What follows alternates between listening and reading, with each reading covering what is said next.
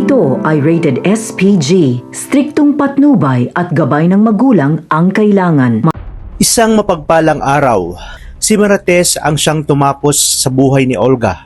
At sa pagkakataong ito, matatauhan na si Marites at magsisisi dahil sa mga maling paratang niya sa kanyang anak na si Tanggol. At dahil sa ospital nangyari ang sagupaan, ay madaling naisugod ang sugatan nating bida na siya ngang si Tanggol. Sa kabilang banda, makakarating naman kay David ang balitang nasa ospital ang kanyang nanay Tess at tungkol sa nangyaring engkwentro. Aksidente itong narinig ni Ramon, kaya naman mabilis pa sa alas 4 nitong pinuntahan ang nasabing ospital kung saan naroon si Marites. Dito sumambulat sa kanya ang nag-aagaw buhay na si Olga at mabubulgar na ang ginawang pagmamanipula ng kanyang hilaw na kapatid na ito din pala ang siyang nagtangka sa buhay ni Marites. Tulala si Marites sa mga nangyari. Malalaman ni Ramon na nasa kritikal si Tanggol, ngunit magtataka siya dahil nauna pa siya kay David na kinikilala niyang Tanggol. Lalo na nang makita niyang papasok si David sa ospital. Palaisipan sa kanya kung sinong Tanggol ang binabanggit sa kanya ni Marites na kritikal umano.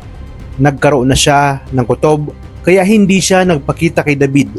Dito nakita niya si Lola Tindeng at sinabi sa kanya na nasa ICU si Tanggol. Tinanong niya kay Tindeng kung sinong Tanggol ang binabanggit ni Tindeng.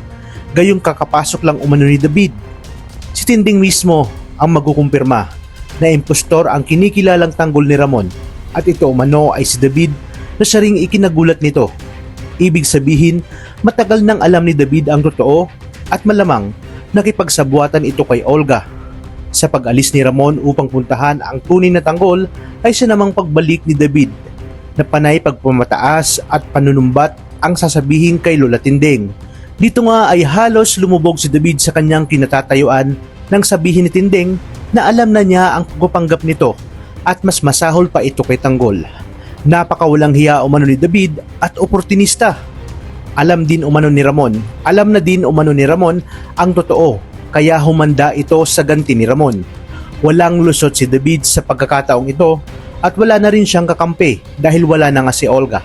Habang si Ramon naman ay nakita na si Tanggol na nasa kritikal na kalagayan. Sinabi niya sa kanyang sarili na tama ang kanyang kutob na ito nga ang tunay niyang anak. Kinakailangan niya umanong pagbayarin si David na nakipagsabuatan kay Olga.